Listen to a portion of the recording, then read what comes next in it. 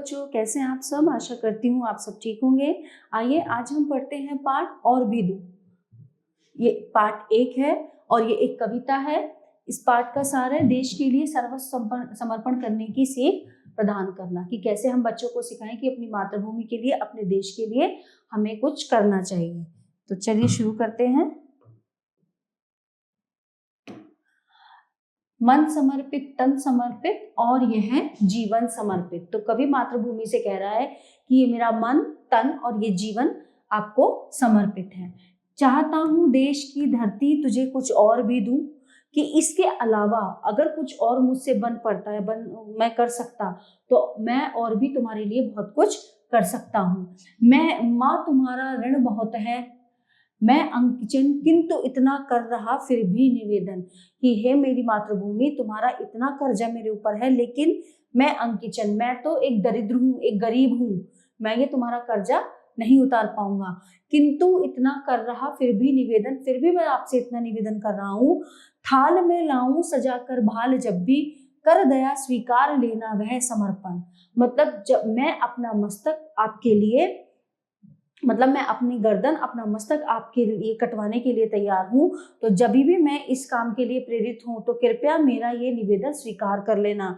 मैं अपना मस्तक आपके लिए थाल में सजा कर लाऊं तो आप उसे स्वीकार कर लेना। गान अर्पित, प्राण अर्पित, रक्त का कण कण समर्पित, चाहता हूँ देश की धरती को तुझे कुछ और भी दूं। यानी कि मेरा गान, ठीक है, मेरे प्राण और मेरे खून की एक एक बूंद इस मातृभूमि को, इस देश को समर्पित है। चाहता हूँ देश की धरती को तुझे कुछ और भी दूं, कि हे मातृभूमि, इसके अलावा और जो भी कुछ मैं चाहूँ देना, तो और क्या दूं। बांध दो कसकर कमर पर ढाल मेरी, मांझ दो तलवार को लाओ न देरी, बांध दो कसकर कमर पर ढाल है मेरी, भाल पर मल दो चरण की धूल मेरी, शीश पर आशीष की छाया घनेरी, स्वप्न अर्पित, प्रश्न अर्पित, आयु का शर्षण समर्पित। यानी कि मेरी जो है, मैं एक सच्चा सैनिक हूँ, मेरी तलवार ले आओ, उसको चमका कर ले आओ, ठीक है, मेरी कमर पर कसकर जो है ढाल को बांध दो, है भाल पर, मेरे माथे पर मातृभूमि के चरण की धूल जो है उसको लगा दो, और शीश पर आशीष की छाया घनेरी, ठीक है, मेरे शीश पर, मेरे सिर पर जो है आशीर्वादों की, मातृभूमि का जो आशीर्वाद है वो मेरे शीश पर है। मेरे सारे स्वप्न आपको समर्पित, मेरे सारे प्रश्न आपको अर्पित, और मेरी आयु का, मेरे जीवन का एक एक क्षण आपको समर्पित है। चाहता हूं देश की धरती तुझे कुछ और भी दूं, तोड़ता हूं मोह का बंधन क्षमा दो। मैं इस संसार से, इस घर से, परिवार से मोह का बंधन तोड़ता हूं, मुझे क्षमा दो। गांव मेरे द्वार घर आंगन क्षमा दो, आज सीधे हाथ में तलवार दे दो, और बाएं हाथ में ध्वज को थमा दो।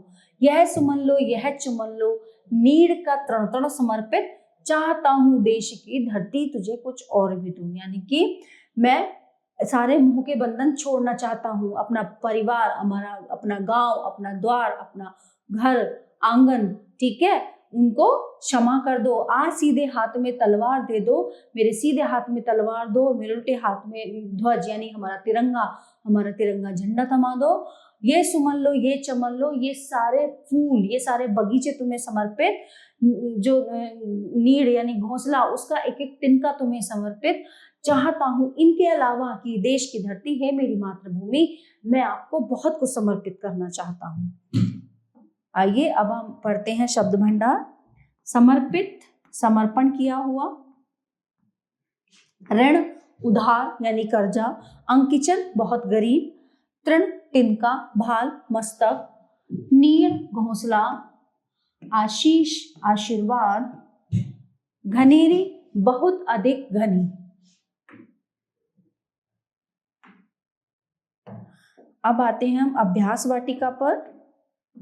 सबसे पहले आते हैं इसमें बहुविकल्पीय प्रश्न। तो इसमें क्या करना है, हमें पहले हम प्रश्न पढ़ते हैं, उसके बाद यहाँ पे कुछ विकल्प दिए हुए हैं, तो जो सही विकल्प होगा उसके आगे हम निशान लगाएंगे, ठीक है। कवि देश की धरती को क्या देना चाहता है, वो देश की धरती को अपना जीवन देना चाहता है, अपना तन मन जीवन सब समर्पित करना चाहता है। तुम्हारा ऋण है बहुत, कवि ये किससे कह रहा है? ये वो मातृभूमि से कह रहा है। कवि ने किसका कण कण समर्पित किया है? रक्त का। उसने अपने रक्त की, अपने खून की एक एक बूंद समर्पित की है। बाएं हाथ में वो क्या लेना चाहता है? ध्वज, ठीक है, झंडा। आइए प्रश्न नंबर 2, अभी पंक्तियां पूरी करनी है हमें। चलिए, सबसे पहले, माँ तुम्हारा ऋण बहुत है, माँ तुम्हारा ऋण बहुत है, मैं अंकिचन।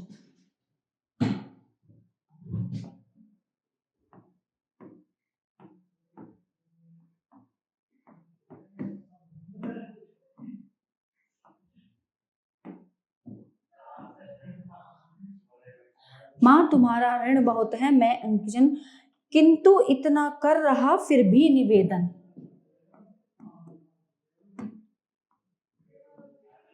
किंतु इतना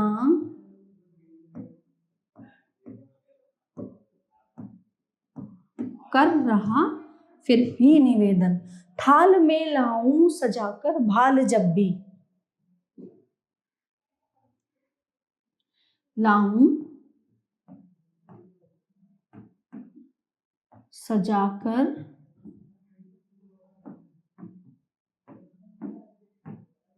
भाल जब भी, ठीक है। कर दया स्वीकार कर लेना वह समर्पण, कर दया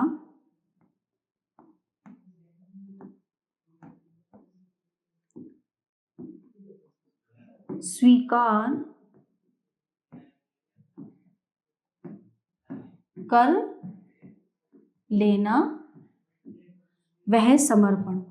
तोड़ता हूं मोह का बंधन क्षमा दो, का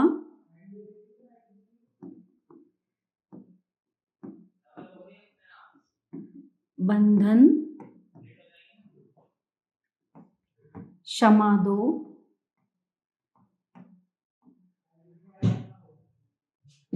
गांव मेरे द्वार घर आंगन क्षमा दो,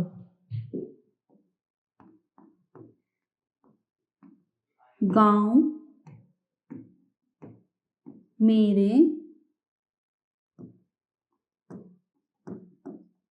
द्वार घर आंगन क्षमा दो। आज सीधे हाथ में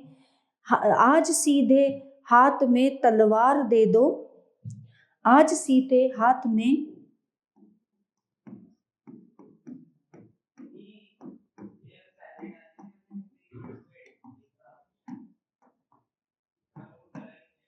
तलवार दे दो, और बाएं हाथ में ध्वज को थमा दो,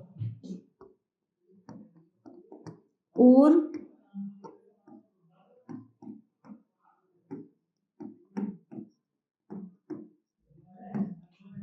बाएं हाथ में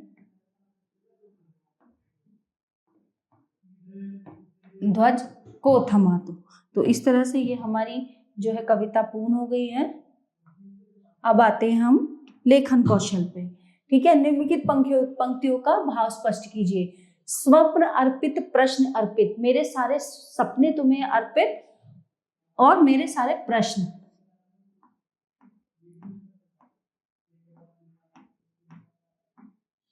मेरे सपने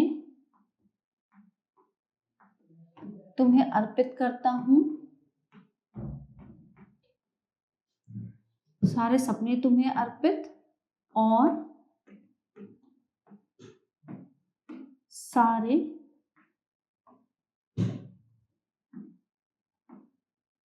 प्रश्न अर्पित, अर्पित यानी कि तुम्हें मैं चढ़ाता हूं, ठीक है।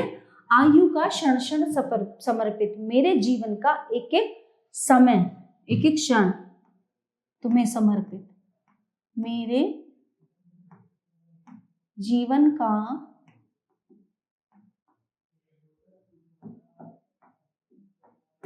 एक एक क्षण यानी कि मेरा हर समय, एक एक मिनट समय तुमको चढ़ाता हूँ, अर्पित करता हूँ, समर्पित करता हूँ। ठीक है। चाहता हूँ देश की धरती तुझे कुछ और भी दूं। मैं चाहता हूँ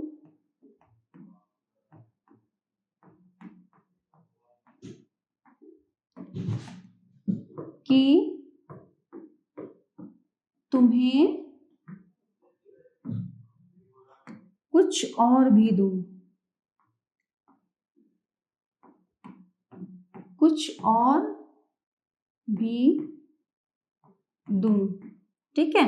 प्रश्न नंबर 4, निम्नलिखित प्रश्नों के उत्तर दीजिए। कवि अपने देश पर क्या क्या समर्पित करना चाहता है? कवि अपने देश पर अपना तन, मन और पूरा जीवन समर्पित करना चाहता है। कवि देश की धरती से क्या निवेदन कर रहा है? कवि देश की धरती से निवेदन कर रहा है कि जब भी मैं अपना मस्तक आपके चरणों में चढ़ाऊं, कृपया आप उसको स्वीकार कर लेना। माँ तुम्हारा ऋण बहुत है, मैं अंक किचन का क्या से स्पष्ट कीजिए कि माँ तुम्हारा कर्ज बहुत है हमारे ऊपर, तुम्हारा उधार बहुत है, लेकिन मैं एक गरीब हूँ, ये कर्ज मैं नहीं उतार सकता। कवि किस किस की क्षमा मांग रहा है? कवि जो है अपने घर द्वार आंगन सबकी माँ से क्षमा मांग रहा है। इस कविता का मूल भाव क्या है? इस कविता का मूल भाव है कि जो है कवि जो है मातृभूमि के लिए अपना जो है प्रेम दिखा रहा है, अपना प्रेम समर्पित कर रहा है। प्रश्न नंबर 5, निम्नलिखित शब्दों के समानार्थी शब्द लिखिए। ठीक है। ऋण, तो ऋण का मतलब क्या होता है? कर्ज लेना, उधार लेना, कर्ज। निवेदन, प्रार्थना।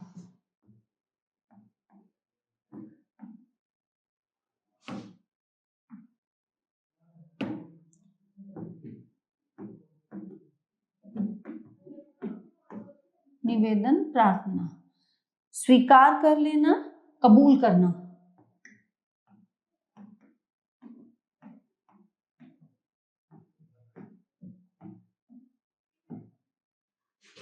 आशीष, आशीर्वाद।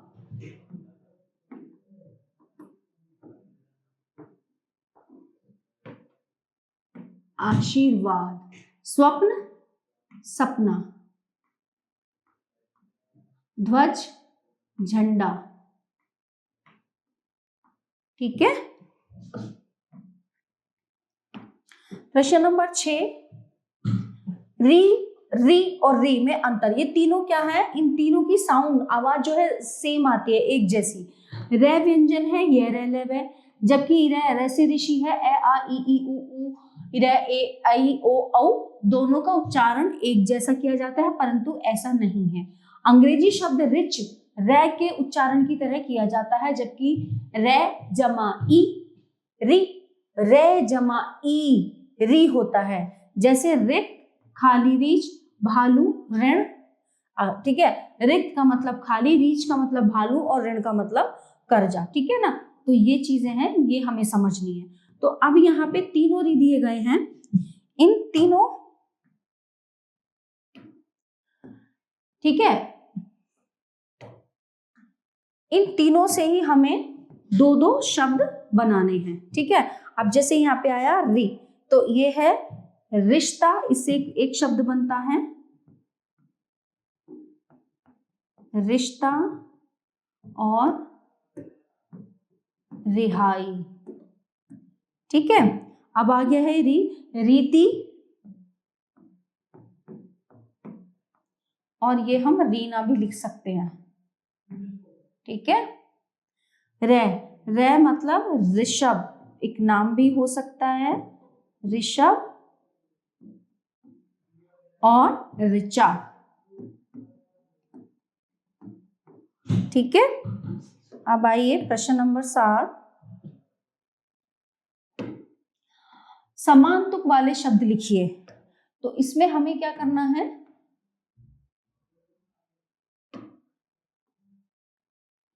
जैसे यहाँ पे कुछ शब्द दिए हुए हैं, तो इनके समान तुक वाले, जो इनकी तरह उनकी तुकबंदी हो, उस हिसाब से लिखने हैं। जैसे इसका है मन, धन, थाल, भाल, गान, मान, समर्पित, अर्पित। ठीक है, अब इसमें है क्या होगा, ये थोड़ी, थोड़ी को हम कैसे, घनेरी। शीश, आशीष।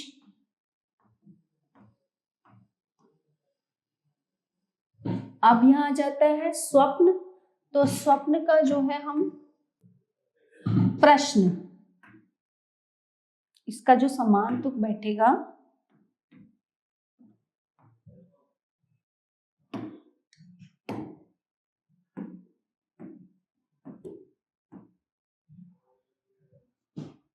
आंगन,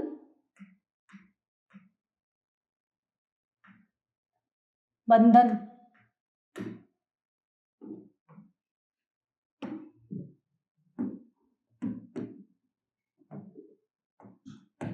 ठीक है, अब आया है प्रश्न नंबर 8।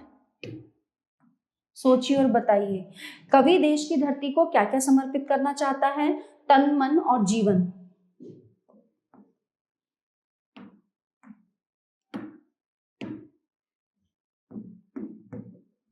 तन, मन और जीवन। ठीक है, कवि धरती मां से क्या स्वीकार करने के लिए कह रहा है? अपना मस्तक।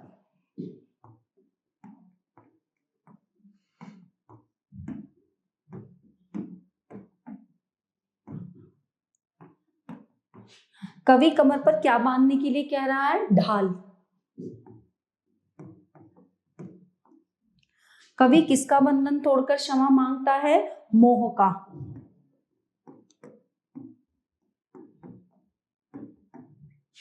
आशा करती हूँ आपको ये पाठ अच्छे से समझ आया होगा। धन्यवाद।